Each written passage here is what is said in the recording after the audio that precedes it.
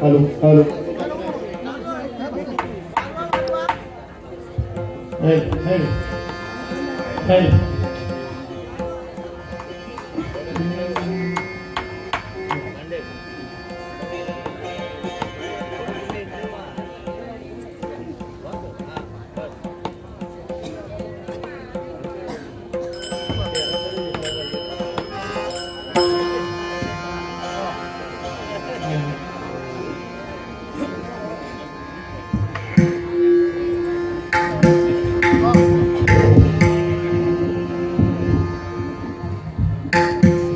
श्री विठ्ठल श्री विठ्ठल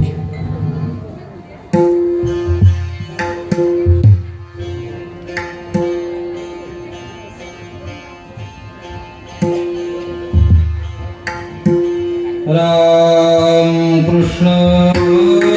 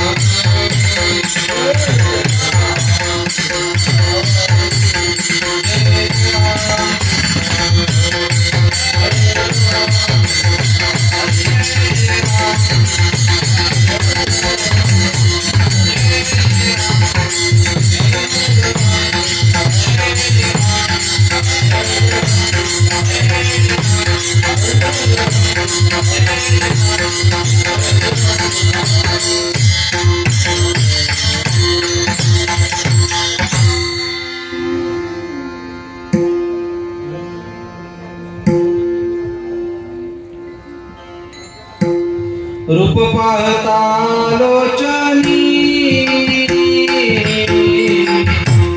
रूप पाहता लोचनी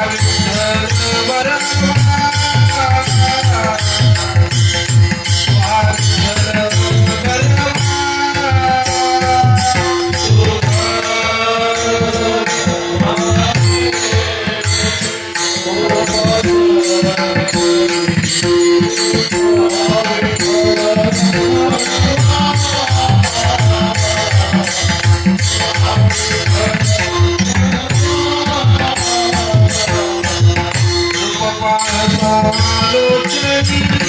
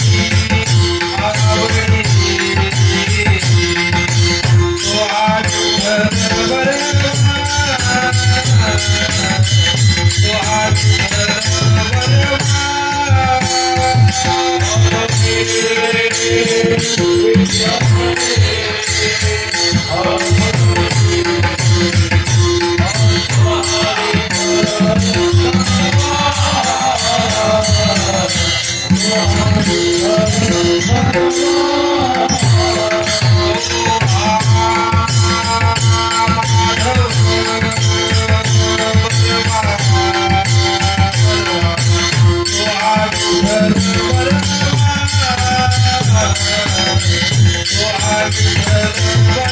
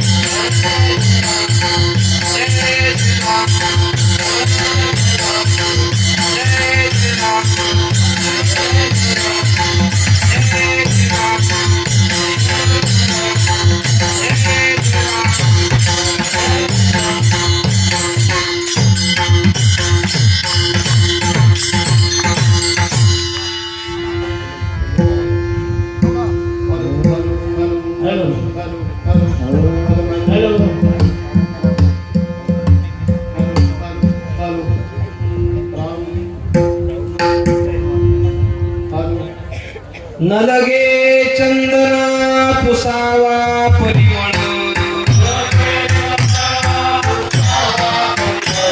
न लगे चंदना पुसावा परिमळ वनस्पती मेळ हा दोन्ही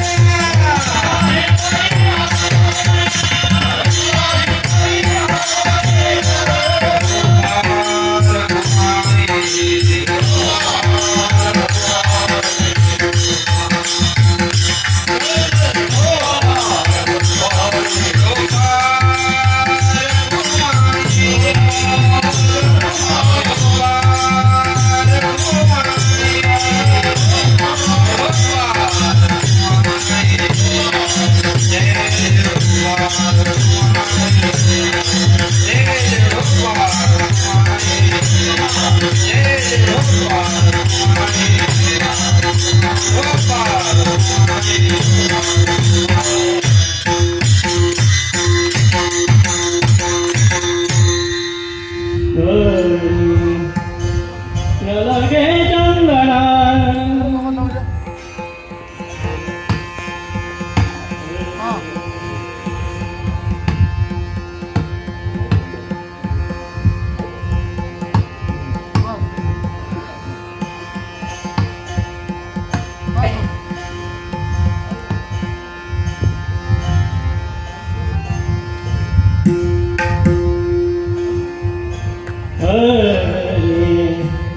न लगे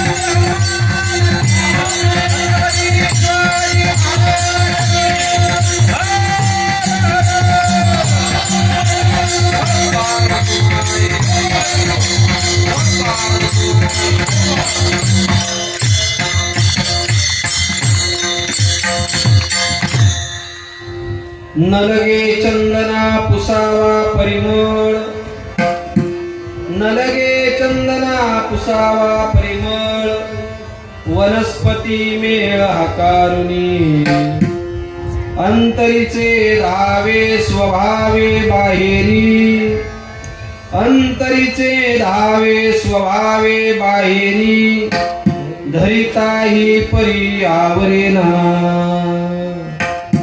सूर्य नाही जागे करीतया जना, सूर्य नाही जागे करीतया जना, प्रकाश किरणा कर म्हणून, अंतरीचे धावे स्वभावे बाहेरी, अंतरीचे धावे स्वभावे बाहेरी, धरिताही परी आवरेना,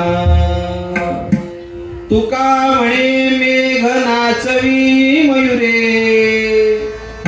तुका म्हणे मेघ नाचवी मयुरे, लपविता खरे येत नाही. अंतरीचे धावे स्वभावे बाहेरी, अंतरीचे धावे स्वभावे बाहेरी, धरिताई परी आवरेना पांडुरंगा करू प्रथम नमन.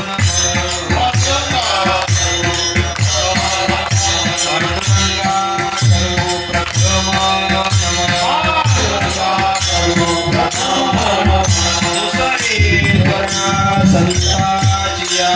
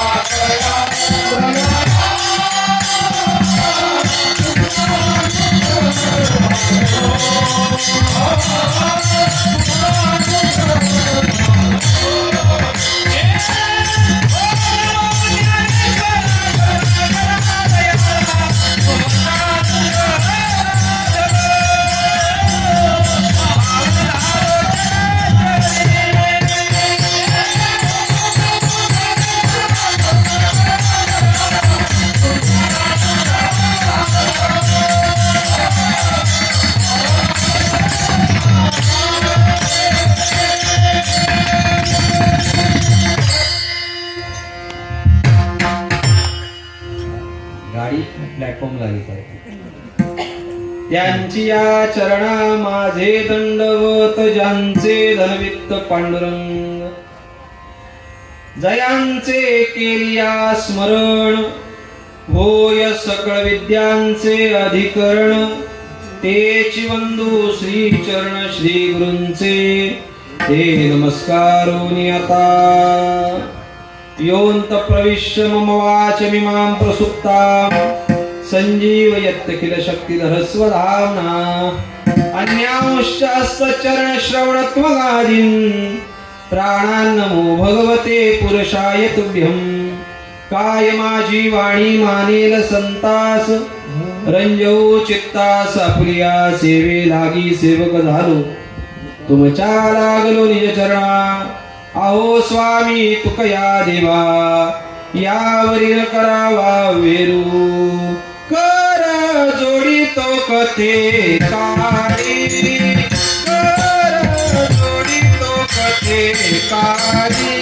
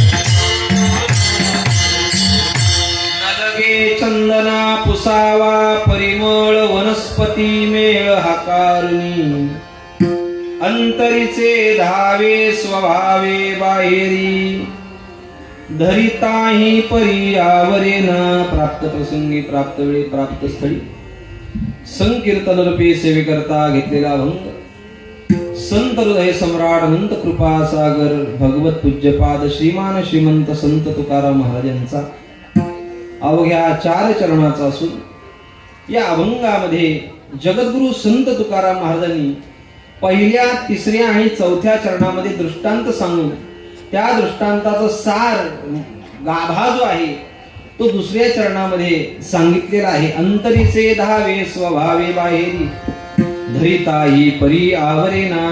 पहिल्या चरणामध्ये चंदनाचा दृष्टांत दिला, तिसऱ्या चरणामध्ये सूर्याचा दृष्टांत दिला आणि चौथ्या चरणामध्ये मोराचा दृष्टांत दिला.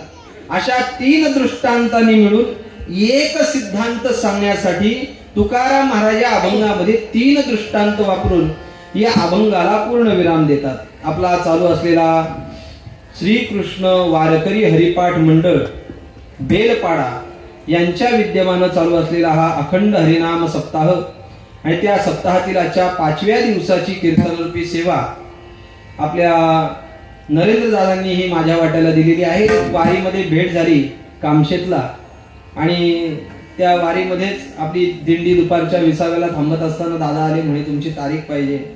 म्हटलं ओळखलं नाही तुम्हाला. नाही म्हणे बाबांचे भरपूर आमच्याकडे कार्यक्रम झाले, तर आमची इच्छा आहे तुमचं सुद्धा सेवा आमच्याकडे व्हावी. म्हटलं तारीख खाली आहे तर हो म्हणावं. हो म्हटलो. त्यांच्या योगानं तुमच्या सर्वांच्या दर्शनाचा योग आलेला आहे. मुळामध्ये तसा जर विचार केला तर हा उत्सव आपण फार उत्साहामध्ये साजरा करतो.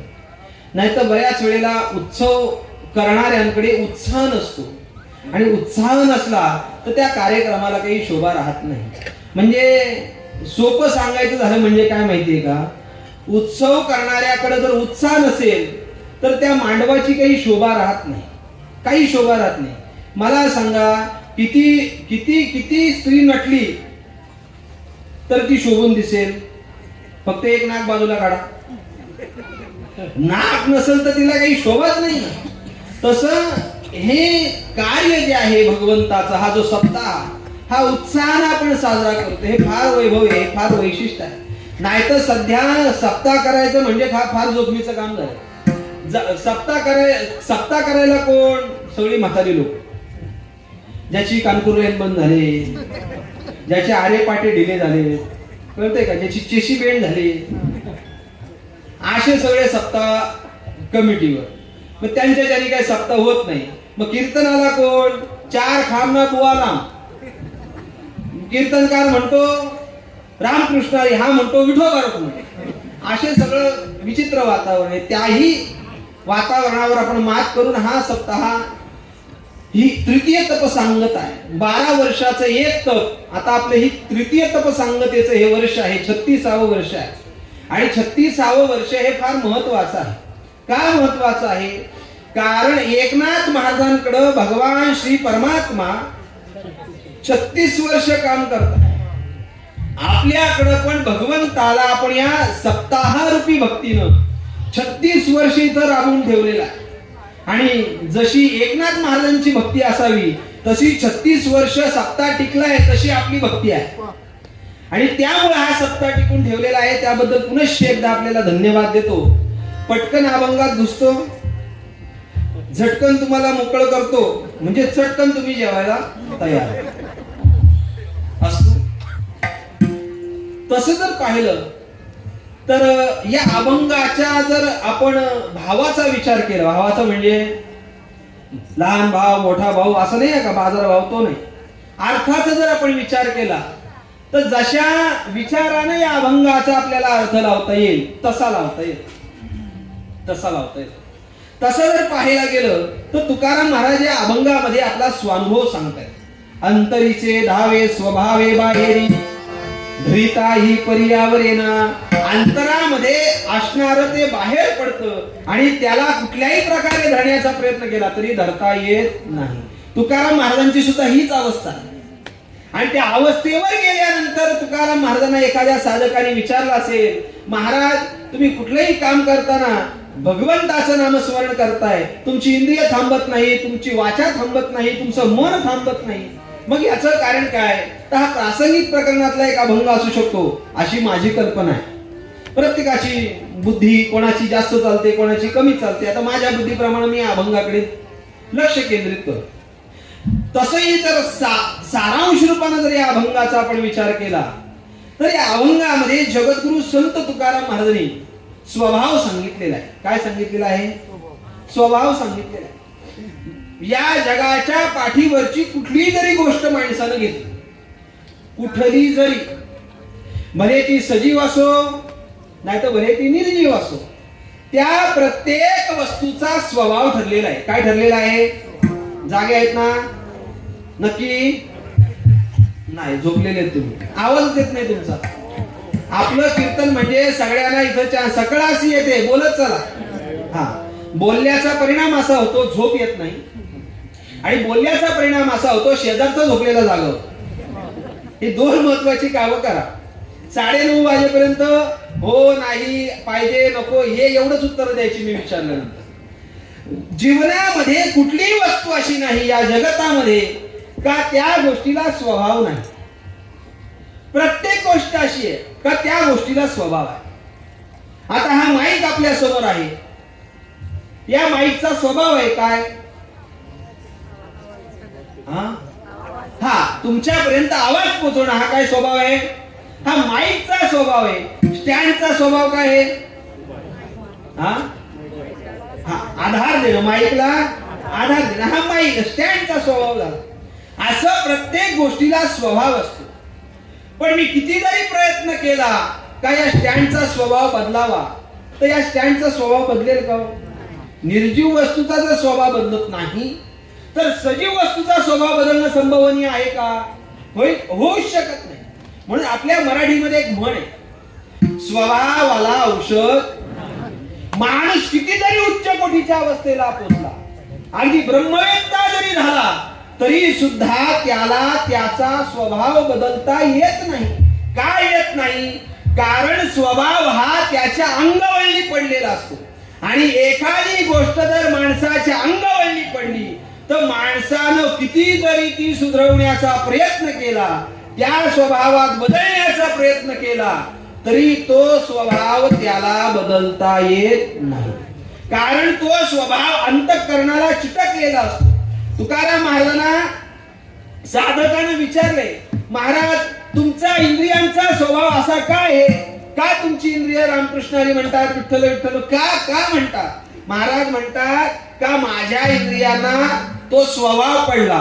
पडिले वळण इंद्रिया पडिले वळण इंद्रिया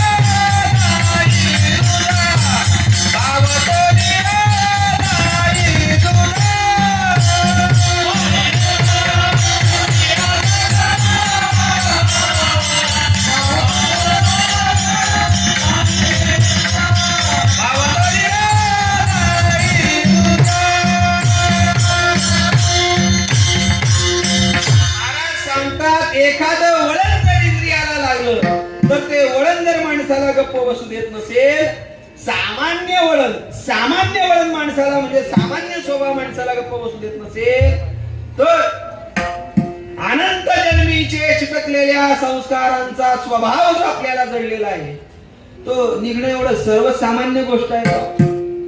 एक जन्मातला स्वभाव नाही आपला, अनंत जन्माचा स्वभाव आहे. अनंत जन्माचा स्वभाव आहे. आपली जातक पाहतात माहितीये का तुम्हाला? जातक नाही कळणार आता, जन्मपत्रिका पाहतात माहितीये का तुम्हाला? त्या जन्मपत्रिकेमध्ये करण योग असं लिहिलेलं असतं. त्याच्यामध्ये एक योनी नावाचा प्रकार असतो. काय प्रकार असतो?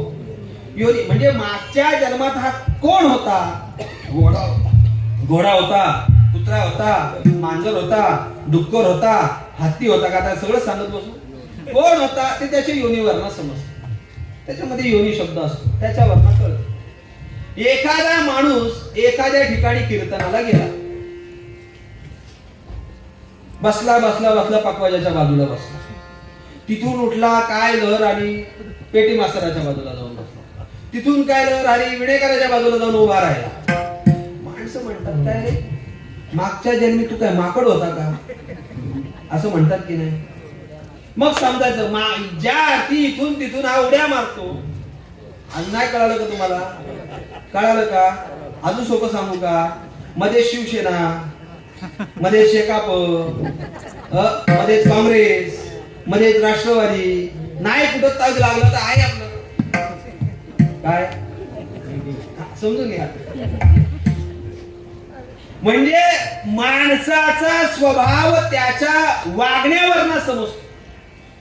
माऊलींनी त्यासाठी फार सुंदर दृष्टांत दिलेला आहे.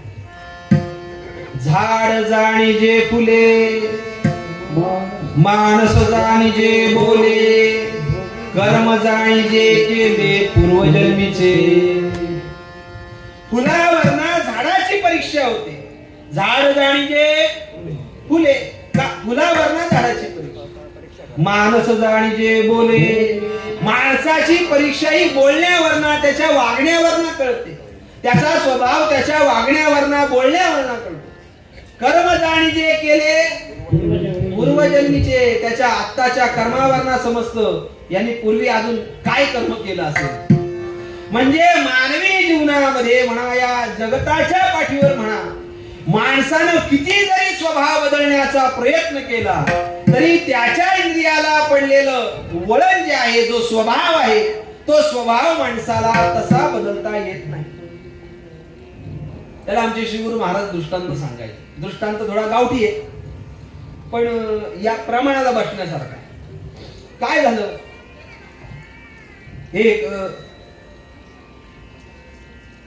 जावई मुंबईचा, कसं काय जमलं मला काय माहिती नाही. बहुतेक ही मुंबईला जात असावी कॉलेजला. कळतंय का तुम्हाला? कळतंय का तुम्हाला? नाही, मी उर्दू बिर्दू मध्ये कीर्तन नाही ना करत. हा, मग यांचं कॉन्टॅक्ट झाला असेल, एका कॉलेजला असतील. हॅलो, मी प्लॅटफॉर्म नंबर 2 वर आहे, तू कुठे आहे? ती म्हणते हॅलो, मी 1 नंबरला आहे. कळालं? मग असं जमलं असेल म्हणा. जमल्यानंतर आता ही आली मुंबईमध्ये आणि मुंबईचं जीवन म्हणजे एकदम धकाधकीचं जीवन, एकदम धकाधकीचं जीवन. एका रूम मध्ये मी पाहिले 10 बाय 10च्या रूम मध्ये 20 माणसं झोपतात. किती? आम्हाला 100 बाय 100चं घर कमी पडतं 4 लोकांना. पण एका खोलीत 10 बाय 10च्या 20 लोक झोपतात. कशी झोपत असतील सांगा बघू मला? काय नाही, 20 लोक झोपतात म्हणजे कशी झोपतात? 10 लोकांची फशीप असते, 10 लोकांची नाईट असते. अरे याला काही डोकं लावायची गरज आहे का? त्याच्यामध्ये जरी रूम मध्ये जागा झाली नाही 10 बाय 10च्या, तर मग त्यांनी संख्या बनवलाय. मग त्याच्यातली 5 लोक वरती झोपतात, 5 लोक खाली झोपतात. कशाला अडचण येईल मारायला? पण ऍडजस्ट करून माणसं झोपतात. आता या मुलीला मुंबईचा सासर भेटलं, ही मुंबईला आली आणि मुंबईला आल्यानंतर चांगला मुंबईची हवा हिला लागली आणि घरचे सारखे फोन करायचे, अगं गावी ये, जावयाला घेऊन ये. ती म्हणायची बाबा इकडे एवढ्या कामाचा उपद्रव असतो, काय मला सांगता सोय नाही. बरं, मुंबईमध्ये एकही माणूस उपाशी झोपत नाही. भले तो एखाद्या माणसाला शेंडी लावल, पण तो उपाशी राहणार नाही. मुंबईचा ना पुण्याचा माणूस कधीच उपाशी राहत नाही. मी एकदा पुण्याला गेलो होतो, सदाशिव पेठेमध्ये काम होतं, आणि गेलेला असताना एक माणूस आला माझ्यासमोर. तो म्हणतो, महाराज हे घ्या ना. काय आहे ते? काय नाही बोलतो, गुलाबाच्या झाडाच्या बिया आहे. अजूनपर्यंत ऐकलंय का तुम्ही? अरे गुलाबाच्या झाडाच्या बिया असतात का? असतात? मग आणून द्या मला किलोभर. त्याला म्हटलं, हे कुठल्या संशोधकांनी शोधून काढले तेवढं सांग मला. तो म्हणतो, तुम्हाला माहित नाही का? अरे म्हटलं, मी काय एवढा बावलट कीर्तनकार नाहीये काही हे न ओळखायला. एक जण गोंडाळ घेऊन आला. गोंडाळ कळतं ना तुम्हाला? ते घेऊन आला. तो म्हणतोय कमळाचं फुल आहे. आता काय याला उत्तर द्यायचं?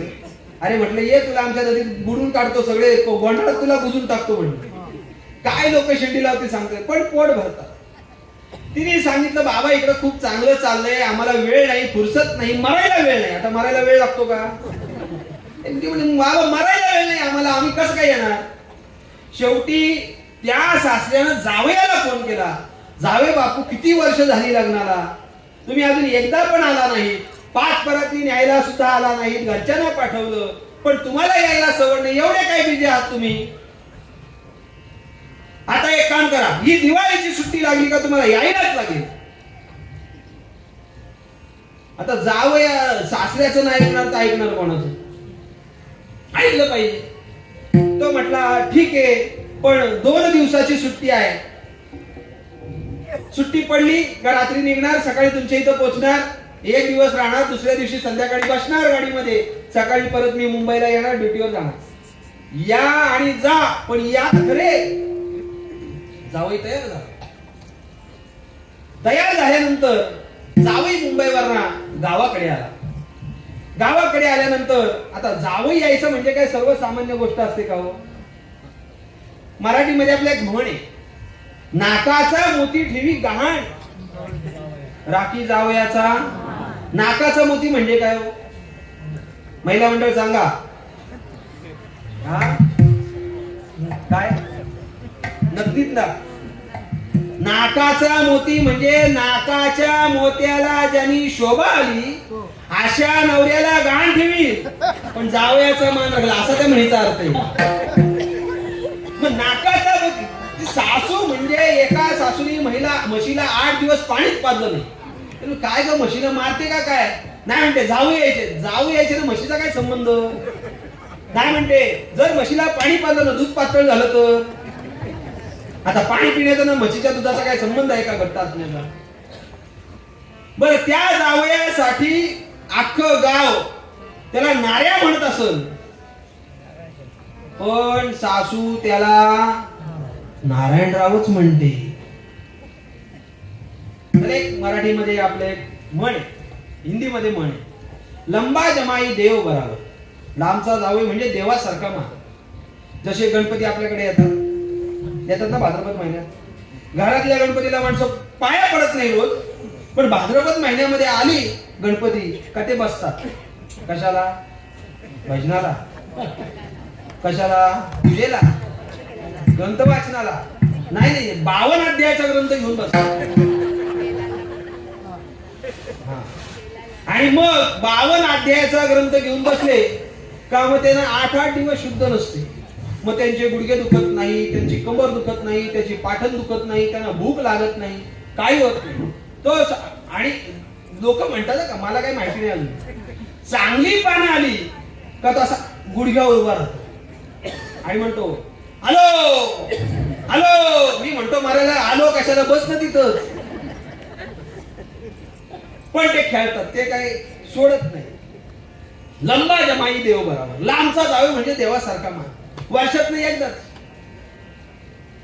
गाव जमाई आधा. गाव जाव, इथं कोण असेल तर सोडून बोलतो, नाही तर माझी जायची पंचायत होती. गावातला जावई असेल त्याला अर्धा मान. आले का? बरं, ती चटई टाका, बसा, खुर्ची मांडले, बसा, पाणी पाहिजे का, चहा पाहिजे का? गाव जमाई आधा. पुढचं बोलू.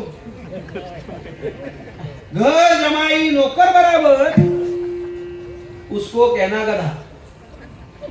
लांबचा जावई. आता हा मुंबईचा आणि ते गावाकडचे लांबचा देवासारखा.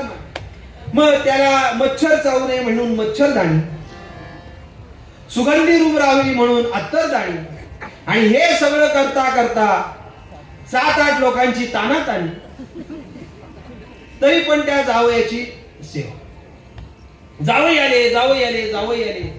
जावई आल्यानंतर आता जेवायला काय बनवायचं म्हणून जावयाला विचारलं, जावई तुम्हाला काय जेवण पाहिजे? हा हा बनवा मस्त श्री बालाजीचा बेत. कळतो का तुम्हाला?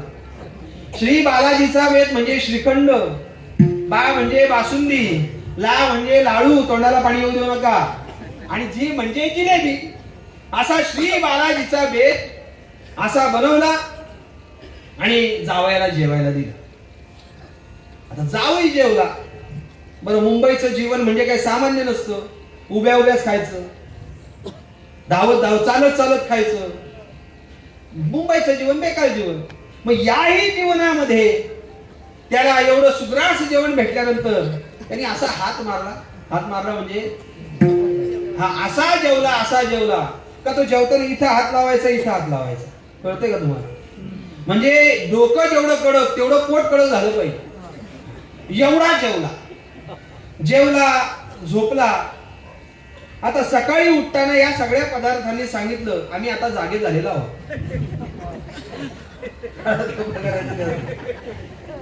मग याची घाई झाली. यांनी विचारलं सासऱ्यांना, हा आलाच नव्हता ना सासूरवाडीला. तो म्हटला, आमच्या खेड्यामध्ये पद्धत अशी आहे, शौचालय हे परसामध्ये असतं, बाहेर असतं. तो म्हटला ठीक आहे.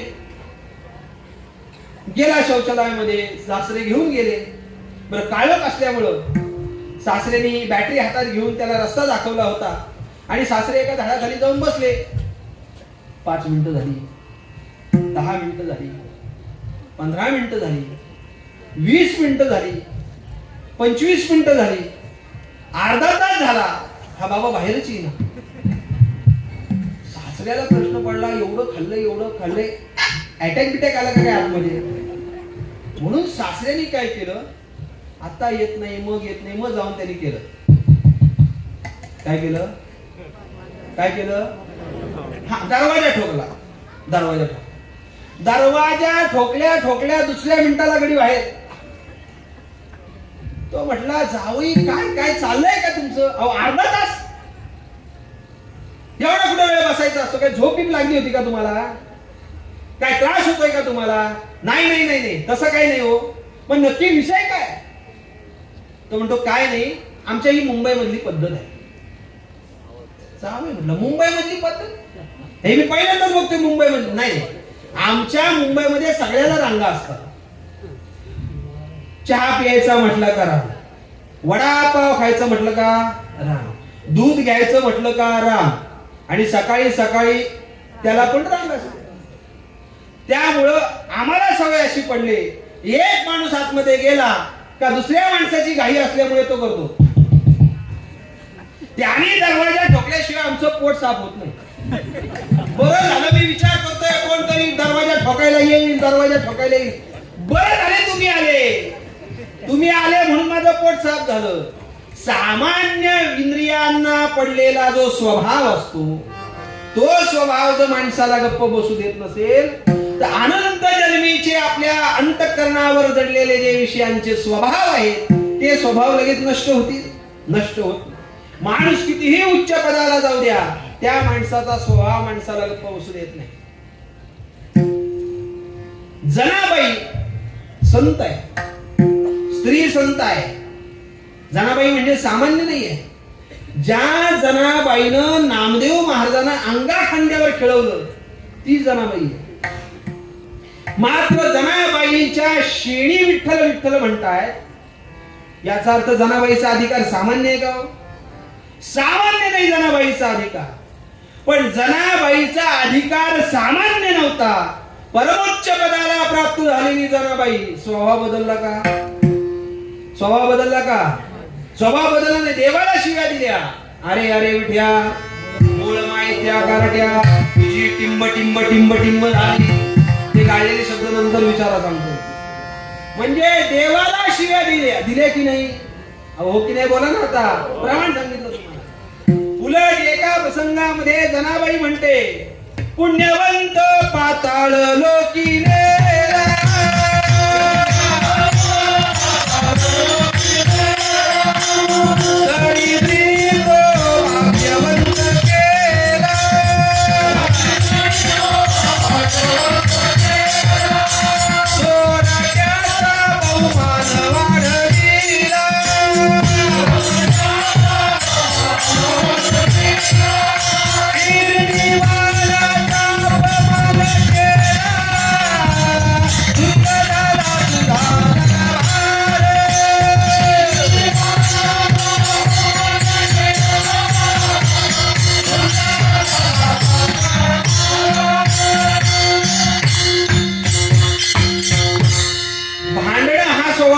आहे की नाही? अरे बोला ना, तुम्ही काय भांडत नाही का? भांडता की नाही? नाही भांडत? मग बोला ना, लाजता का सांगायला? भांडता ना? आमचे पुरुष लगेच सांगतात, भांडता की नाही हो? बघा आवाज, तुम्ही एवढे असून तुमचा आवाज कमी. भांडता की नाही? हा, अजून भांडता की नाही? हा, म्हणजे भांडतात. भांडणं हा स्वभाव माणसाचा मूळच आहे, आणि तो मूळचा स्वभाव किती बदलण्याचा भांडणच करायचं नाही. असं किती माणसांनी बोललं म्हणजे भांडण करणार नाही? होणारच नाही ना. माणसाचा स्वभाव माणसाला बदलता येत नाही. जनाबाई भगवंताशी भांडते, अरे विठ्यामुळं मायेच्या करट्या, अरे मला माहितीये तुझा दरबार काय, तुझ्या दरबारात खरेपण आहे रे. पुण्यवंत पाताळ लोकी नेला की नाही? पुण्यवंताला पाताळ लोकांमध्ये. दरिद्री तो भाग्यवंत केला, दरिद्र्या भाग्यवंत बनवला. कोणाला? सुदाम देवाला. चोरट्याचा बहुमान वाढविला, ज्याने चोरी केली त्याचा मान वाढवला, आणि ज्याने कीर्ती कमवली त्याचा अपमान केला. काय तुझ्याकडे खरे सांग ना. सुंदर झाला तुझा दरबार. म्हणजे जनाबाई एवढ्या उच्च कोटीला पोहोचलेली असताना तिला तिचा स्वभाव बदलता आला नाही. जगद्गुरु संत तुकाराम महाराजांचे चरित्र पहा. तुकाराम महाराजांचे अभंग म्हणजे चुलीत टाकलेल्या मिरच्या, ठसका गेलाच पाहिजे. महाराजांचा स्वभाव महाराजांना बदलता आला नाही. अनेक अभंग आहेत गाथ्यामध्ये पहा. जवळजवळ माझ्या अंदाजाने 150 ते 200 शिव्या महाराजांच्या गाथ्यात आहेत. किती शिव्या आहेत? तुम्ही म्हणाल तुम्ही काय शिव्यांचाच अभ्यास केला होता का? आता असं समजा शिव्यांचा अभ्यास केला, पण त्या प्रत्येक शिवी मागे अध्यात्म दडले. लोकांना असं वाटत हे रोहन इकडे शिव्या द्यायच्या का? मग काय ते काम तुम्हालाच दिले का? आमच्या महाराजांनी शिव्या दिल्या. तुकाराम महाराजांनी ज्या शिव्या दिल्या त्याच्या मागे अध्यात्म. एका प्रसंगामध्ये गोपाळांचा आणि भगवंताचा संवाद सांगत असताना गोपाळांचा आणि भगवंताचा वाद झाला. वाद झाल्यानंतर माणूस शिव्या देतो की नाही? समजा एखाद्या माणसाची पटलं नाही, हेच कशाला सोपं सांगतो. आता बरे प्रत्येकाच्या घरात नळ आले. पूर्वी असं नव्हतं. जिथं पाणी तिथं बाई, असं होतं की नाही? बरोबर की नाही? तळ्यावर जायची, नदीवर जायची, विहिरीवर जायची, असंच होतं की नाही? पण आता बदललंय. आता जिथं बाई तिथं पाणी. काही दिवसांना असं होईल, हा दमून थकून घरी आला, हा म्हणेल पाणी दे. ती एक टोक पायपाचं नळाला लावेल, एक याच्या तोंडात येईल आणि सांगेल प्या. तुमची टाकी भरली का मला सांगा. कालांतरानं असं होईल. सांगता येतं भाऊ, विज्ञान युग आहे. जिथं पाणी तिथं बाई पूर्वी, आता जिथं बाई तिथं पाणी. जिथं बाई. भांडणं ऐकायची तर बायकांची ऐकायची. मी एका ठिकाणी कीर्तनाला गेलो. आपल्याकडे बरे कीर्तन करायला घरी झोपायला देतात. काही ठिकाणी कीर्तन करायची अवस्था बेकार असते. जिथं मंडप, जिथं मंदिर, त्या मंदिराच्या एका खोलीत कीर्तन करायला ठेवायचं. मग त्या कीर्तनकारांना रात्रभर भजन ऐकायचं. सकाळी 4 वाजता काकड्याची मंडळी येतात, मग त्यांनी काकडा ऐकायचं. मला सांगितलं इथं झोपा, इथं व्यवस्था. झोपलो. झोपल्यानंतर मला सकाळी निघायचं होतं, आणि म्हणून मी विचार करत करत सकाळी निघायच्या उद्देशानं झोपलो. आता एवढा थकलेला दमलेला असताना मला काही अशी झोप लागली का मला जाग आली नाही. पण पहाटे पहाटे मला आवाज आला. म्हटलं एवढ्या लवकर काकड्याची मंडळी कशी काय. पण मी उठून बसलो आणि खिडकी उघडली. खिडकी उघडल्यानंतर पाणवठ्यावर बाया जमा झाल्या. कशासाठी. पाणी घ्यायला सकाळी पाणवठ्यावर बाया जमा झाल्या होत्या.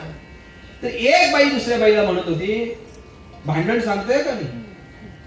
एक बाई दुसऱ्या बाईला म्हणत होती, अगं तुझ्या कोंबड्याला आवर घाल, तुझा कोंबडा आरवलाच नाही पाहिजे. कोण म्हणते. दुसरी शेजारची बाई म्हणते. ती म्हणते तू असं कसं काय म्हणते, हा गावठी कोंबडा आहे, हायब्रिड नाही. 3:30 प्रहर रात्र संपली का हा कोंबडा आरवणारच आहे. नाही त्याला टोपली खाली झाकून ठेव. आता त्याला टोपली खाली झाकून ठेवला तर कशा खाली झाकून ठेवला. आरवायचं थांबेल का. नाही थांबणार, आरवणारच तो. ही लागली हमरी तुमरी करायला. नाही कोंबडा आरवलाच नाही पाहिजे, कोंबडा आरवलाच नाही पाहिजे. ती म्हटली का आरवला नाही पाहिजे ते सांग ना. ती म्हणते तुझ्या कोंबड्यामुळं माझ्या कोंबडीची झोपमोड होते. कशावर नाही भांडणं माणसाचा स्वभाव आहे. स्वभाव आहे भांडणं स्वभाव. माणसाचा स्वभाव बदलता येत नाही. किती माणूस उच्च पदावर जातो, स्वभाव माणसाला बदलता येत. जगद्गुरु संत तुकाराम महाराज आणि त्या गोपाळांचं आणि भगवान श्रीकृष्णाचं भांडण झालं. दोघांचं भांडण लागल्यानंतर आता भांडणाचा स्वभाव असा आहे, माणसं अगोदर रागात बोलतात. रागात बोलून भागलं नाही का मग शिव्या देतात ना. हो की नाही. हा म्हणजे तुम्ही शिव्या कबूल केलं बरोबर आहे. शिव्या देतात माणसं. आणि मग गोपाळांचं त्या कृष्णाचं भांडण लागलं. भांडण लागल्यानंतर त्या गोपाळांनी भगवंताला शिवी दिली. ती शिवी आपण व्यवहारात पण देतो. ती शिवी भगवंताला गोपाळांनी दिली. देवा तुझी आई, देवा तुझी आम्ही घालू भलते ठाई. तुका म्हणे ते तुझं वाटे भूषण.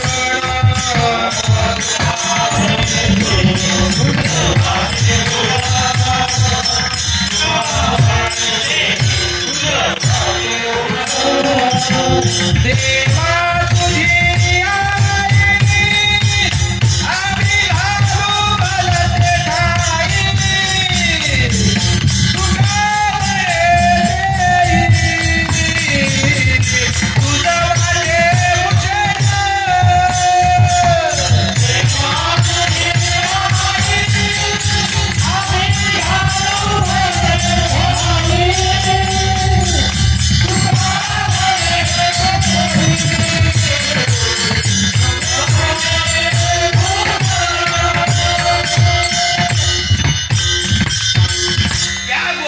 भगवंताला शिवी द्या. आता ही शिवी आपण व्यवहारात देत नाही का.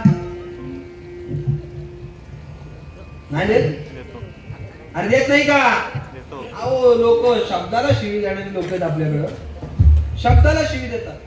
आणि एखाद्याने विचारलं ना का तो सला नाते सगळे प्रत्यय लावून त्याला निरोप पोचतो.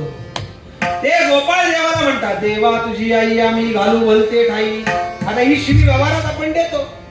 पण गोपाळांनी भगवंताला शिवी दिली. देवा तुझी आई आम्ही भलते ठाई घालू. आता देवाची आई कोण. इथं देवकी आणि यशोदा घ्यायची नाही. इथं देवाची आई म्हणजे माया. का माया. निर्गुण निराकाराला सगुण साकार होण्यासाठी मायेला आई बनावं लागतं. आणि माया आई झाल्याशिवाय सगुण साकारत्व प्राप्त होत नाही. आणि म्हणून त्या मायेला आम्ही घालू भलते.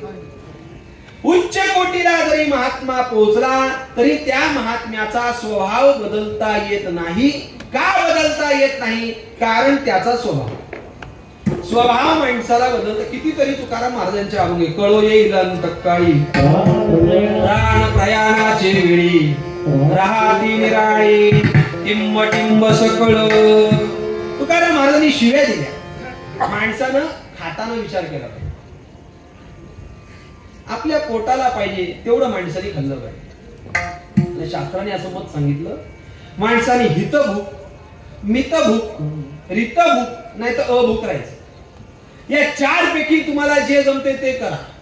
हितभूक म्हणजे आपल्याला हितकर होईल असा आहार खाल्ला पाहिजे, त्याला हितभूक म्हणतात. मितभूक म्हणजे कमी प्रमाणामध्ये आहार खाल्ला पाहिजे, मितभूक. रितभूक म्हणजे कमीत कमी आहार खाल्ला पाहिजे, म्हणजे हा काम कमी करतो आणि खातो जास्त असं नाही पाहिजे. रितभूक कमी आहार खाल्ला पाहिजे. नाही जर आहार करायची इच्छा झाली तर अभूक राहायचं, अभूक राहायचं. म्हणजे हितभूक का, माणसानं आपल्याला शरीराला हितकारक आहार खाल्ला पाहिजे, हितकारक आहार खाल्ला पाहिजे. लोक आहार करतात हो, पण तो हितकारक नसतो. मग बरे हे काय, हा हितभूक आहार नाही झाला, हा अति आहार झाल्याचा परिणाम.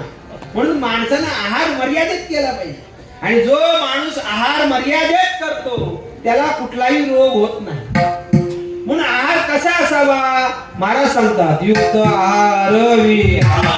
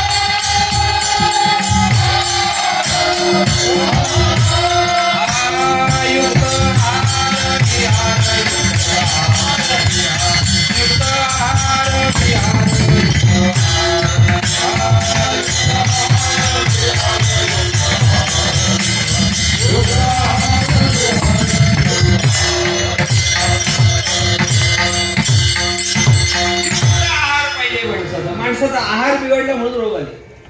आहार बिघडला म्हणून रोग येतात, आहार सुधारला का रोग बरे होतात. मानवी जीवनामध्ये माणसानं जर 50% आहार जर कच्चा खाल्ला, काकडी, टोमॅटो, गाजर, बीट हे जर कच्चं खाल्लं ना तर माणसाचे आजार लवकर बरे होतात, लवकर बरे होतात. एक आता सगळ्यांना एक आजार झालेला आहे, शुगर नाही तर बीपी. माझ्या मते मंडपात बसणाऱ्या कमीत कमी 35 ते 40% लोकांना याच्यातले एक ना एक आजार आहे की नाही? अरे आहे की नाही? आजाराला एक औषध, एकच औषध. काय औषध आहे? आपल्या घरामध्ये आहे कोथिंबीर, कढीपत्ता आणि पुदिना. आहे की नाही? आपल्या घरात असतं की नाही? हे तिन्ही एक मूठ भर घ्यायचे, त्याची चटणी बनवायची. त्याच्यात मीठ टाकायचं नाही, तशीच चटणी पाट्यावर वाटा, खलबत्त्यात टाका, नाही तर मिक्सरला वाटा. ती चटणी दुपारी जेवणाच्या अगोदर आणि संध्याकाळी जेवणाच्या अगोदर जर चालू केली तर 8 दिवसामध्ये शुगर नॉर्मल यायला सुरुवात होते, बीपी बरा व्हायला सुरुवात होते. कशामुळं? कशामुळं? अरे घरातल्या खाण्यामुळं, बाहेरचे नाही. लोक घरातलं कमी खातात, बाहेरचे जास्त खातात. वडापाव नाही कळालं तुम्हाला? महिला मंडळाचं श्रावण महिन्यात असतं वडापाव, कळलं? म्हणजे वडाकडे जातात, त्याला म्हणतात हे वडा तू आता आम्हाला पाव. आणि ह्याचा हॉटेलमध्ये वडापाव, वडापाव खाऊन खाऊन लोक आतपाव व्हायची वेळ आली तरी वडापाव सोडत. ही 3 गोष्टी जर माणसानं एकत्र करून जर खाल्ल्या तर त्याचा शुगर, त्याचे बीपी, त्याचा हार्मोनल इनबॅलन्स हा बॅलन्सला येतो. करून पहा तुम्ही, नाही फरक पडला तर कीर्तन करायचं सोडून दे. कारण कितीतरी पेशंट या औषधाने मी बरे केले, कितीतरी पेशंट. आणि घडतं. पण तुम्ही हे पण खाल आणि पथ्य पण पाळणार नाही, बापाच्यानी पण रोग बरा व्हायचा नाही. मग मी आमच्या शेजारी मेडिकल आहे, मी मेडिकल मध्ये आता तो मित्रच आहे त्याच्याकडे गेलो आणि आमच्या गप्पा चालू झाल्या. एक माणूस आला, मी खिशातला रुमाल काढला आणि तोंडाला लावला. कसे काय रे लोक उभी करतो, काय करणार आता, बोलतो धंदा करायचा आहे. म्हटलं बोल. त्या माणसाने काय त्याच्या गोळ्या घेतल्या, निघून गेला. हा माणूस बोलतो, कालच्या दिवशी माझ्याकडे आला. त्याला म्हटलं काय रे तू दारू पितो आणि तुझ्या लिव्हरच्या गोळ्या चालू आहेत, गोळ्या पण चालू आहेत, दारू पण पितो. बरं आहे म्हणतो, गोळ्यांचं काम करल, दारूचं काम करेल. म्हणजे माणसाचा आहार युक्त पाहिजे. पथ्य नाम विठोबा, पथ्य पाळलं पाहिजे ना. माऊली म्हणतात रोग जगणीजे घरा पथ्याची या. औषध करायचं ना, पथ्य पाळायचं नाही तर रोग बरा होणार, रोग बरा होणार. म्हणजे हितभूक पाहिजे, मितभूक पाहिजे, अल्प आहार केला पाहिजे, मितभूक, रितभूक पाहिजे, कमी आहार केला पाहिजे आणि अभूक राहिलं पाहिजे. कुठलाच आजार होऊ नये असं माणसाला वाटत असेल तर माणसाने अभूक राहायचं. म्हणजे काय, जेवायचंच नाही, खायचंच नाही, तसंच राहायचं. त्याला कुठलाच आजार होत नाही. का होत नाही, का होत नाही? काहीच खात म्हणून, काही खात नाही म्हणून नाही, काहीच न खाल्ल्याने लवकर मरतो. मग त्याला आजार कसा काय होईल? असं म्हणजे मानवी जीवनामध्ये किती खावं माणसाने याचं लिमिट आहे. माणसं एवढं खातात, एवढं खातात, शेवटी महाराजांना म्हणावं लागलं रसना अनावर तुका म्हणे ढुंग वाहे. हे तुकाराम महाराज काय म्हटले? महाराजांचा स्वभाव आहे तोंड खाय फार टिंब टिंब करी मार. हे तुकाराम महाराज का म्हणतात? स्वभाव आहे. जसा लोकांचा स्वभाव तसा संतांचा स्वभाव. स्वभाव माणसाला बदलता येत नाही. किती माणसानं प्रयत्न केला, किती माणसानं प्रयत्न केला तरी स्वभाव बदलता येत नाही. काय झालं, एकानं अमेरिकेवरून कुत्रा आणलं. काय आणलं? कुठून आणलं? अमेरिकेवरनं कुत्रा आणलं. आणि कुत्रा आणल्यानंतर ते कुत्र असं बाहेर ठेवायचा, त्याला कोच बसायला, असा कोच बसायला त्याला, आणि हा मालक चटई टाकून खाली बसायचा. कोण? मालक चटई टाकून खाली, कुत्रा कुठं? काय कुत्र्याचं भाग्य असेल. लोक येणारी जाणारी रस्त्यावरनं विचारायची, वा वा काय कुत्रे, हा हा अमेरिकेवरनं मागवलंय, असं कुत्र आहे का आपल्या गावात? काय कुत्र्याबद्दलच सांगतोय, असं कुत्र आहे का आपल्या गावात? मामा अमेरिकेवरनं आणलंय. सगळीच लोक काही एक सारखी नसतात. एक जण चालला होता, तो कुत्र्याकडे बघत बघत चालला होता. हा म्हटला, काय कुत्र्याकडे बघताय? कुत्र अमेरिकेचा आहे. कोण? कुत्र्याबद्दलच सांगतोय. तो म्हटला जरा उभा करावं त्याला. केला उभा, उभा केला, कुत्र्याला जरा चालायला लावलं. तर काय अमेरिकेतलं कुत्र नाही, इथलं काय कुत्रच आहे. फरक काय दोघांमध्ये? त्याला 4 पाय, याला 4 पाय, त्याला नको याला नको, त्याला शेपटी याला शेपटी, त्याला कान याला कान, फरक काय? नाही अमेरिकेतलं आहे. काय अमेरिकेतलं कुत्र आहे? शेवटी या कुत्र्याची शेपटी पण वाकडी ना, त्याची काय सरळे, अरे वाकडीच आहे. शेवटी कुत्राच ना, आम्ही काय पैसे फुकट आले तू. असा बोला मला, असा बोला. गेला दवाखान्यात. कोणाच्या? माणसाच्या नाही, जनावरांच्या. गेल्यानंतर डॉक्टर होते. डॉक्टरना हात जोडले, जय हरी जय हरी. कसं काय येणं केलं? त्यामुळे अमेरिकेचा कुत्रा आहे. मग काय लगेच हवामान सहन झालं नाही का? तर अमेरिकेमध्ये थंडी वगैरे असेल, इथं उष्णता आहे, मग थंडी वगैरे वाजते का कुत्र्याला? काय आजार झाला का? जेवत नाही का? खावत नाही? नाही नाही नाही, काहीच आजार नाही. हवामान लगेच त्याला इतकं सहन झालं. त्याला मराठीमध्ये आपण होतो मॅच झालं, मॅच. बरोबर ना? मराठीमध्ये ना. तो लगेच या हवामानाशी मिळता जुळता झाला. मग आणला कशाला? काय रेबीज बिबीज द्यायचंय का? इंजेक्शन द्यायचंय का? नाही म्हणतो, ते पण दिलेलं आहे. बरं ठीक, मग करायचं काय? काय नाही. एवढा अमेरिकेवरनं कुत्रा आणला आणि एका माणसाने याचं पार वाटोळं करून टाकलं. काय केलं काय नाही बोलतो. एवढा अमेरिकेवरनं एवढा 5 लाखाचा कुत्रा आणला आणि तो म्हणतो याची शेपटी वाकडीच आहे, सरळ नाही. अमेरिकेतनं आणला तर सरळ पाहिजे ना.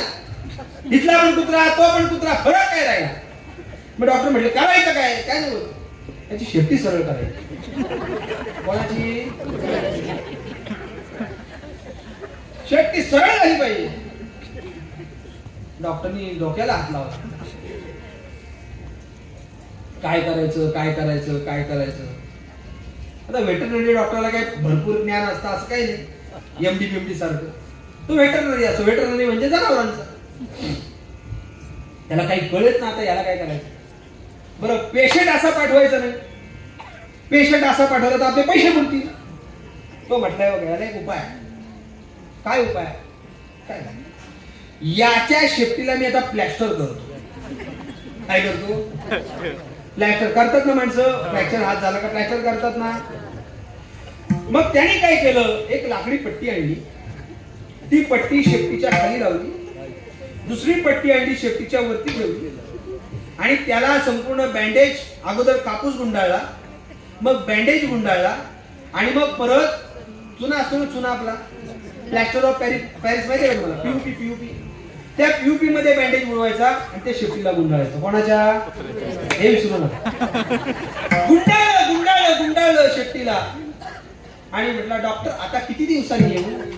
डॉक्टर म्हटले 2 महिन्यांनी येऊ नका, घरीच सोडून बघा. कारण 1 महिन्याने डॉक्टरची बदली दुसरीकडे होणार. 2 महिन्याला तोच निघेना. तो करायचं काय. खोलू का. पण डॉक्टरचे शब्द 2 महिन्यांनी खोलायला लागले. कसे तरी 2 महिने झाले. यांनी शेपटीचं बँडेज कापून काढलं. बघता काय माझ्याकडं शेपटीची प्रिंगिंग ऍक्शन. काय शेपटीचा स्वभाव आहे. कुत्र्याचं शेपूट वाकड किती कोणी प्रयत्न केला.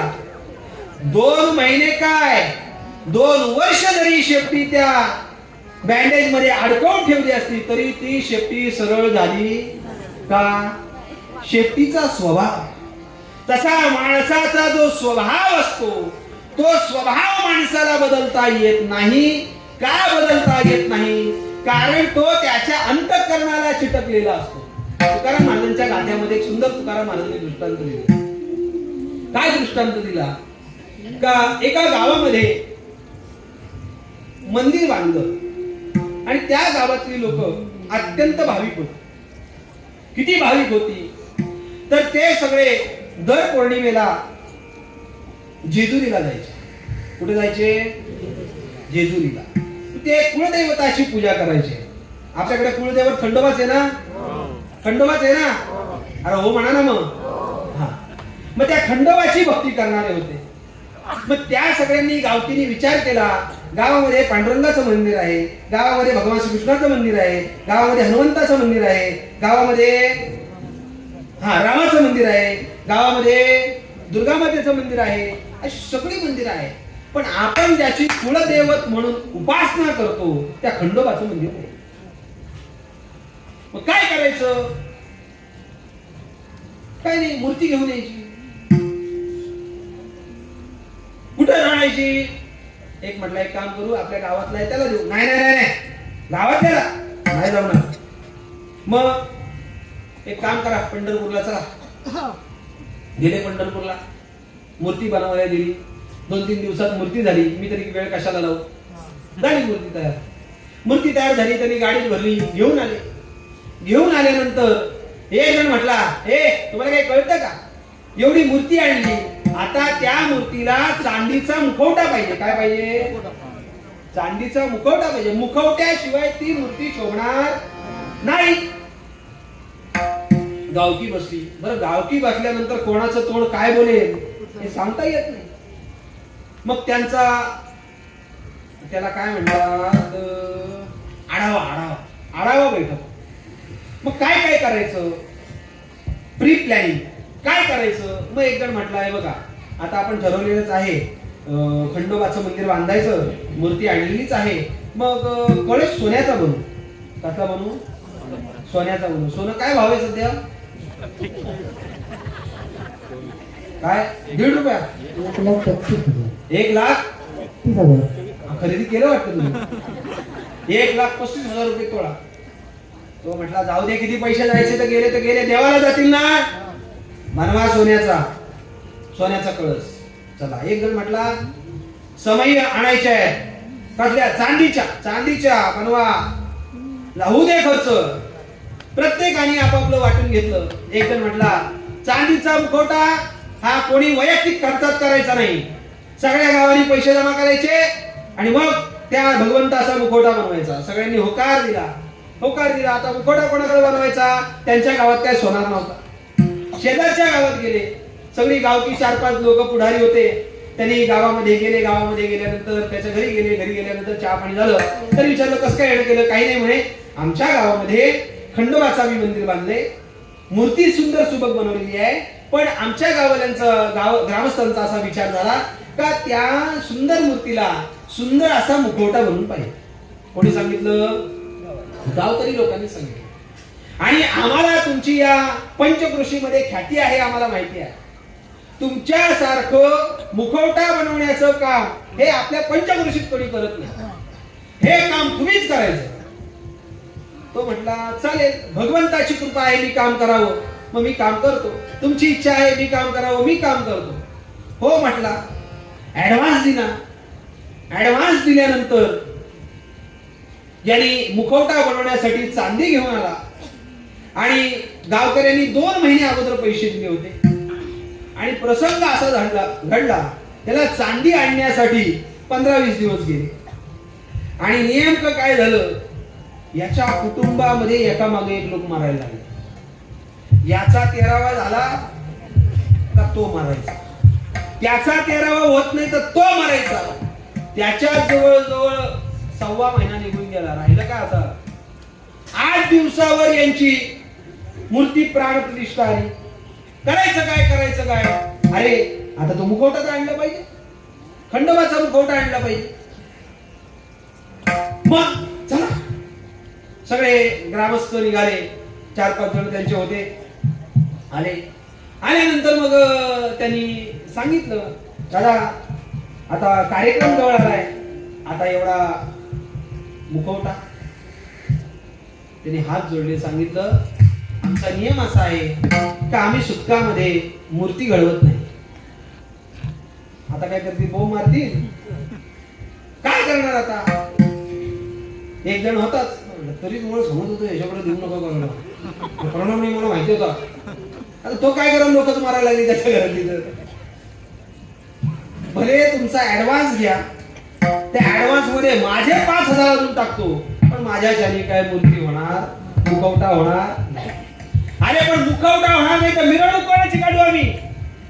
मुखवटा तर पाहिजे नाही म्हणतो. माझ्याच्याने काय होणार नाही, अजून महिनाभर थांबावं लागेल. आता प्राण प्रतिष्ठा 8 दिवसांना काय परत महिन्यावर लोटणार का? नाही जमणार. मग गावकऱ्यांनी विचार केला आपण गावात जाऊ, पुन्हा बैठक घेऊ. बैठक घेतली. बैठक घेतल्यानंतर प्रत्येकाचा विचार चालू झाला. काय करायचं. ऐका, आता एवढा मोठा प्रॉब्लेम झालेला आहे, एवढं मोठं संकट आलेलं आहे, तर एक काम करू आपण. खंडोबाचा मुखवटा नाही भेटला ना आपल्याला चांदीचा, मग एक आपण काम करूया. तो जरा शहाणा होता. तो म्हटला आपण एक काम करू. काय काम करायचं? फटाफट बोल रे, वेळ कमी आपल्याकडे. काय काम करायचं? काही काम करायचं नाही. आपण कुत्र्याला खंडोबाचा अवतार मानतो की नाही? हा, मानतो. मग काय करायचं? काही करायचं नाही. त्या कुत्र्याला मिरवणुकीमध्ये, रथामध्ये, आपल्या पालखीमध्ये बसवायचं. कोणाला? कुत्र्याला. मग चांगला पैसेवाल्याचा कुत्रा शोधला त्यांनी, जो एसी गाडीत फिरणारा. त्या कुत्र्याला आणला. बरं, कुत्र्याला काय तसा डायरेक्ट ठेवतील का पालखीमध्ये? नाही. मग त्या कुत्र्याला आंघोळ घातली. काय घातली? आंघोळ घातली. त्याला उठणं लावलं. कोणाला? उठणं लावतात. उठणं लावतात का कुत्र्याला? पण तो देव आहे ना, मग त्याला उठणं लावलं. पंचामृताचं स्नान घातलं. पंचामृताचं स्नान घालता का तुम्ही देवाला कधी? चहाला दूध मिळायचे पंचामृतात नागपूर देवाला घालायला. आपण जसं अंगाला साबण लावतो तसा देवाचा साबण म्हणजे पंचामृत आहे, हे लक्षात ठेवा. मग पंचामृताचं स्नान घातलं, मग त्याला धुतलं, धुतल्यानंतर त्याला पावडर लावली. कोणाला ते पावडर लावायच्या अगोदर काय लावतो तो? फेविकॉल. अरे काय चिपटून बसायचं काय? फेविकॉल नाही, त्याला म्हणतात फेअर अँड लवली. बरोबर, मी काय तोंडाला लावत नाही ना. ते इंग्रजीमध्ये नाव आहे फेअर अँड लवली, पण त्याला मराठीत म्हणायचं फिरून लावली. काय म्हणायचं? उद्यापासून काय म्हणायचं? का फिरून लावली म्हणायचं? त्याचं कारण असं आहे, याचा गॅरंटेड कलर असतो. हा गोरा दिसण्यासाठी अगोदर ते लावतो चेहऱ्याला, त्याच्यावर पावडर धापतो आणि परत उन्हामध्ये जातो.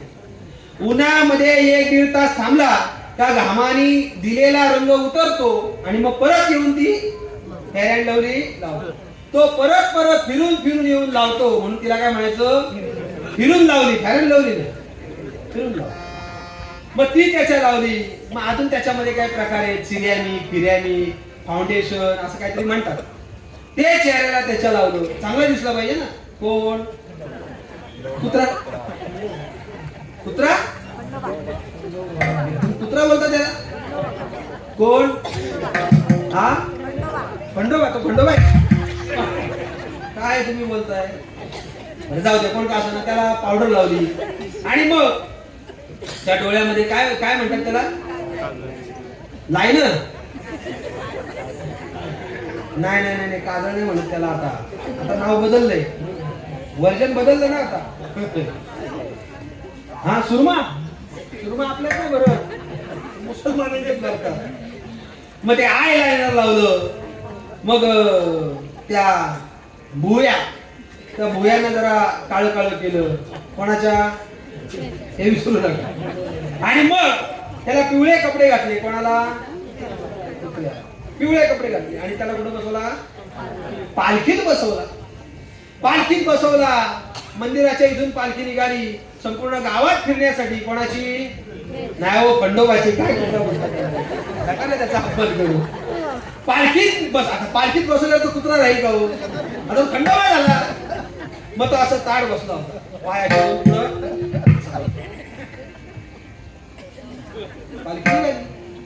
पालखी निघाल्यानंतर त्यांच्या पालखीची अशी पद्धत होती, परंपरा होती का गावाचा जो चौक, त्या चौकामध्ये पालखी आली का 20 मिनिटं त्या चौकामध्ये पालखीला विसावा. कोणाच्या? हा, खंडोबाच्या. कुत्र्याच्या बोलू नका. पालखीला विसावा. आणली पालखी. बरं, हे बाबा असे बसले. कोण? हा, हे विसरू नका. हा बसला.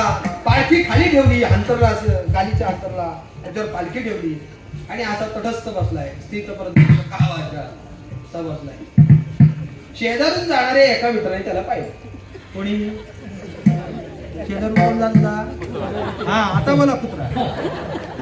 त्यांनी पाहिलं, काय रे, आता आपल्या पार्टीतला ती पार्टी कधी बदलली? मग त्याने असं वाकून पाहिलं. हा असा सरळ त्यांनी अशीच नजर केली. हा म्हटलं, आपण जर याच्याकडे पाहिलं तर हा आपल्या जवळ येईल. गप्प बसला. याला चीन पडणं बाहेर होता तो. त्याने काय केलं? त्याच्या मित्रांना बोलून आणलं. म्हणजे कोणाला? हा, कुत्र्याला बोलून आणलं. तो म्हटलं, बघा, हा आपल्या पार्टीतला होता, यांनी पार्टी बदलली, याची मिरवणूक काढली आणि आपल्याला यांनी बाहेर ठेवलं, आपल्याला पक्षात घेतलं नाही. अरे चालेल काय याचं?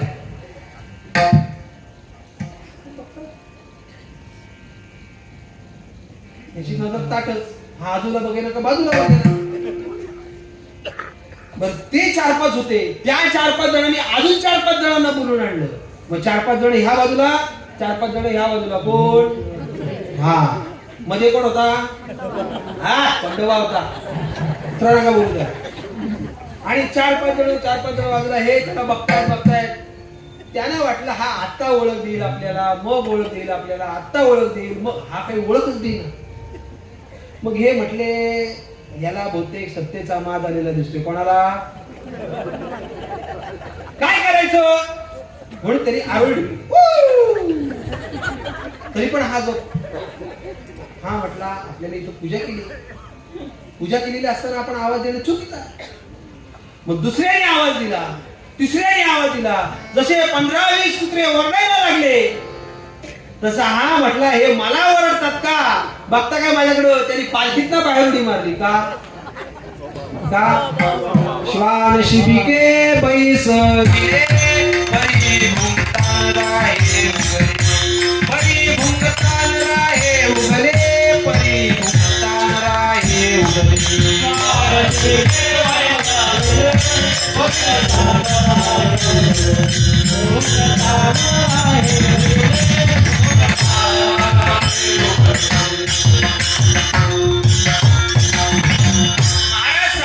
त्या कुत्र्याला शिबिकेवर जरी बसवलं, पालखीमध्ये जरी बसवलं तरी त्या कुत्र्याचा स्वभाव भुंकणं आहे. तो भुंकणं स्वभाव कुत्र्याचा जाईल का? जाणार नाही. आधी होती राणी, आधी होती दासी, पट्ट राणी केले तिसी, तिचे हिंडणे राहिला मूळ.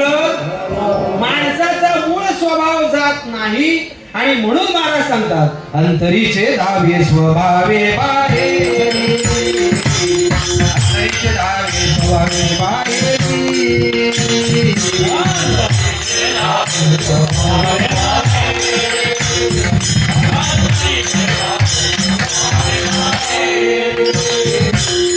अंतरीचे धावे स्वभावे बाहेरी, अंतरीचे धावे स्वभावे बाहेरी, अंतरीचे धावे स्वभावे बाहेरी.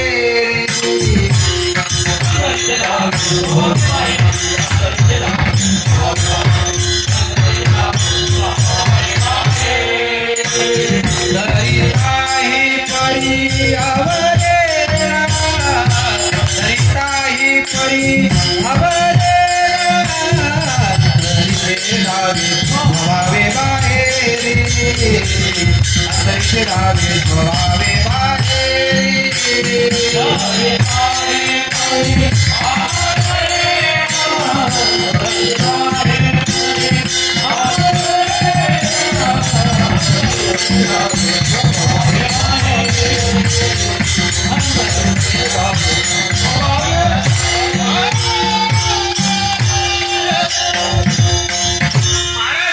अंतरीचे धावे स्वभावे बाहेरी, धरिताही परी आवरेना. अंतःकरणामध्ये जे साचलेला भाव आहे तो स्वभावानं बाहेर येणारच आहे. अंतरीचे धावे स्वभावे बाहेरी. तुकाराम महाराजांच्या जीवनामध्ये तुकाराम महाराजांचा स्वभाव झाला होता आणि त्यामुळे तुकाराम महाराजांच्या चित्तामध्ये जे आहे ते तुकाराम महाराज म्हणतात ते बाहेर येते. माझी मज झाली अनावरवाच्या छंदयाना मासा घेतलासे. म्हणून महाराज म्हणतात अंतरीचे धावे स्वभावे बाहेरी, धरिताही परी आवरेना. डोपार कुमारी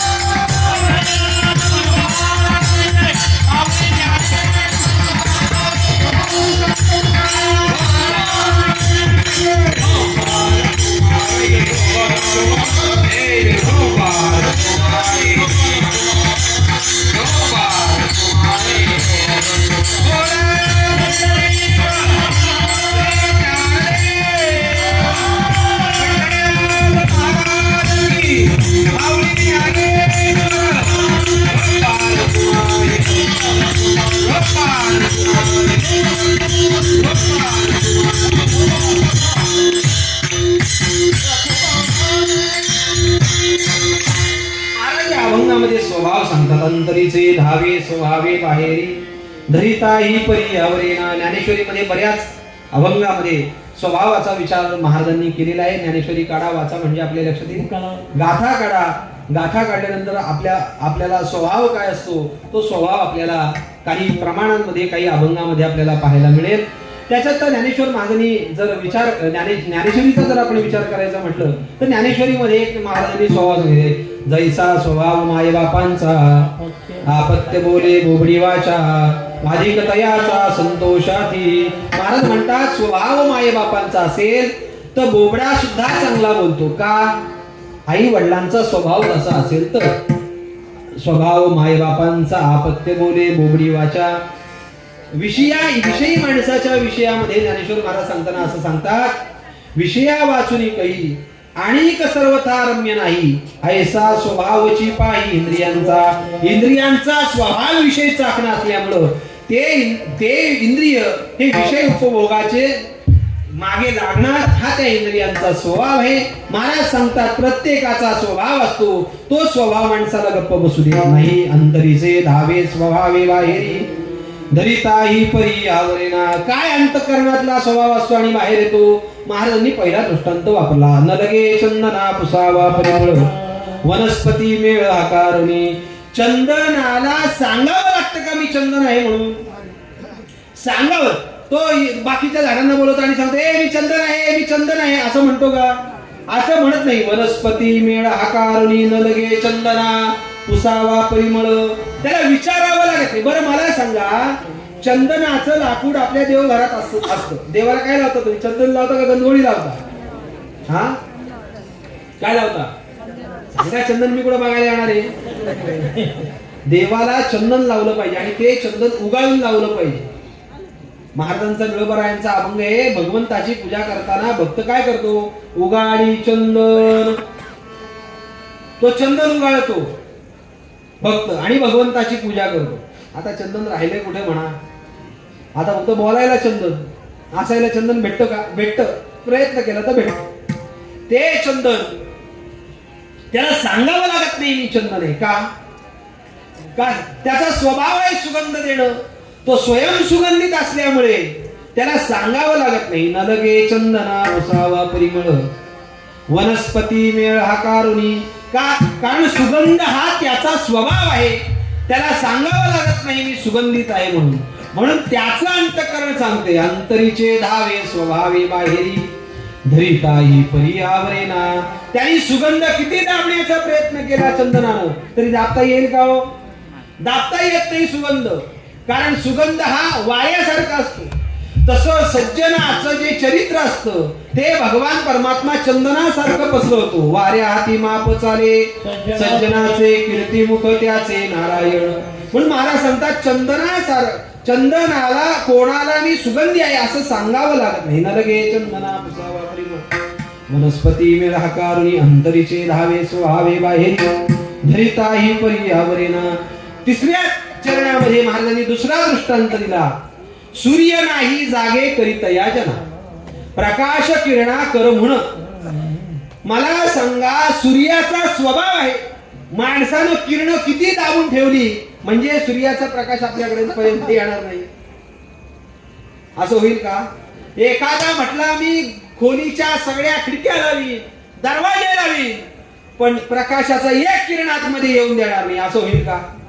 अरे कुठल्या ना कुठल्या तरी फटीमध्ये सूर्याचे किरण घरात येतील की नाही? येणारच आहे.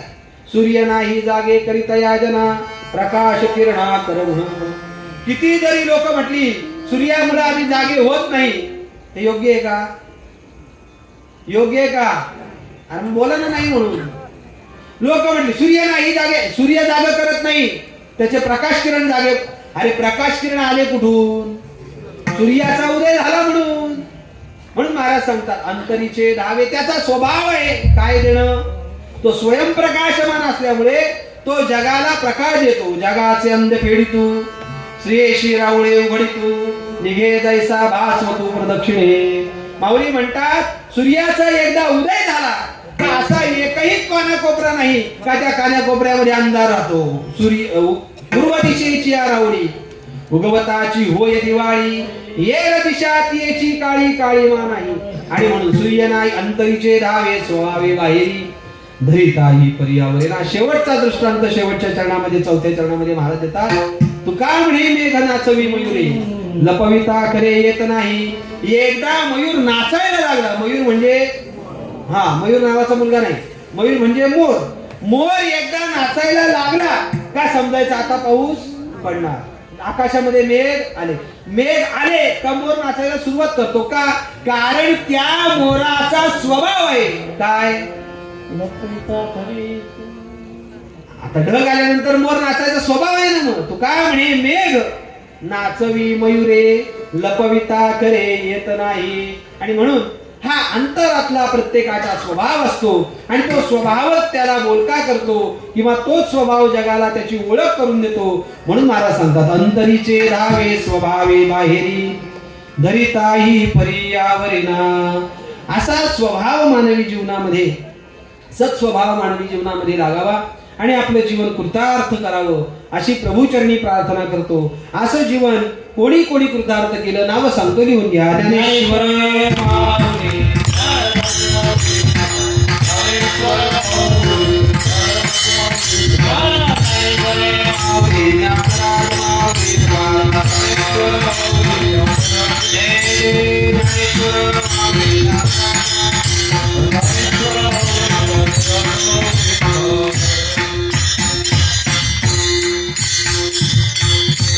बोला. तुका म्हणे मेघ नाचवी तुका म्हणे मेघ नाचवी मयुरी तुका म्हणे मेघ नाचवी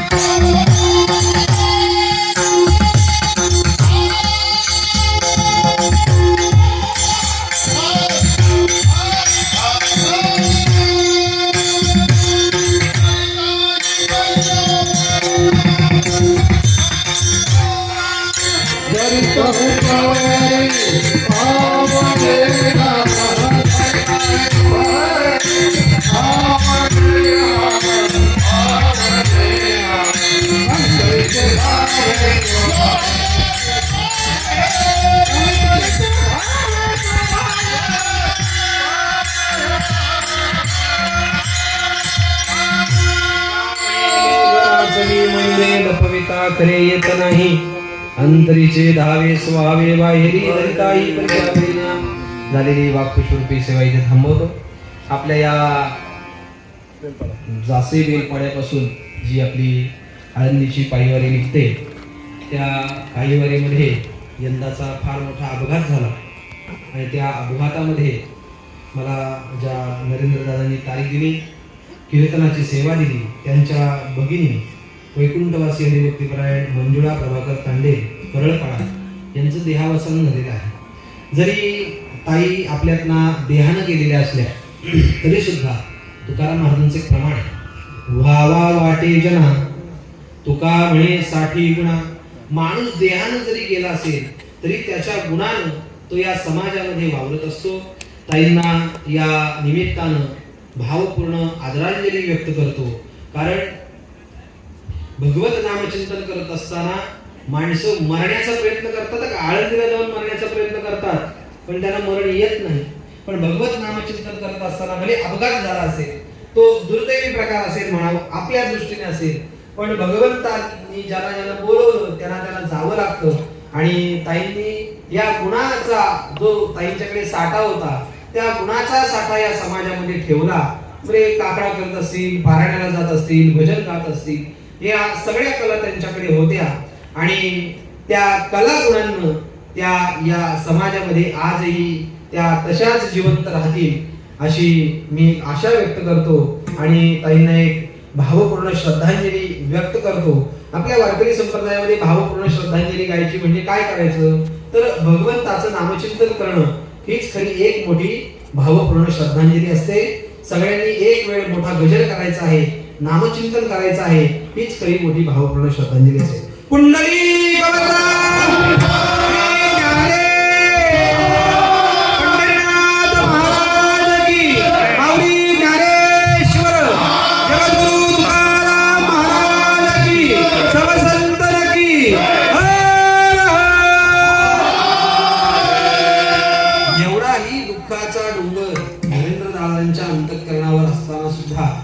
दादांनी कामशेतमध्ये आपली दिंडी दुपारी विसाव्याला असताना सुद्धा माझ्या सेवेची ही नोंद करून घेतली.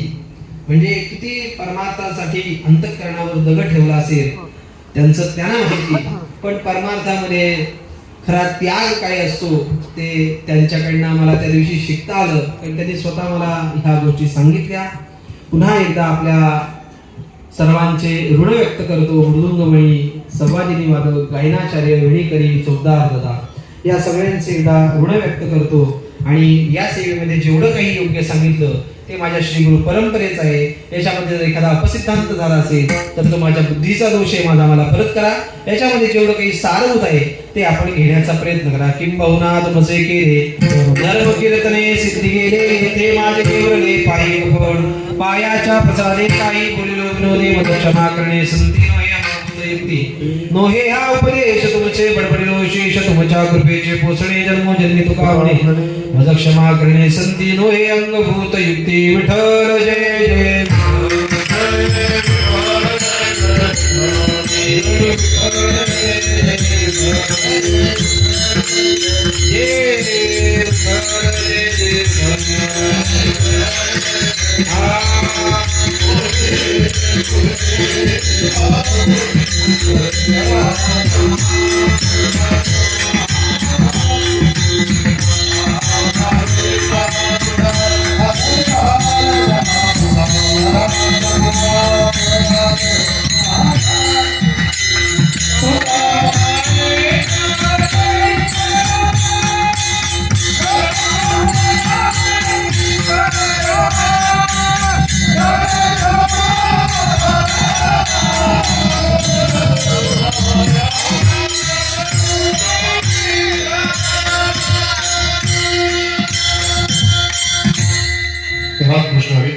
आताच आपल्या समोर ज्यांचं कीर्तन झालेलं आहे त्याच्या गुरु परंपरा आणि वंश परंपरेविषयी काय सांगावं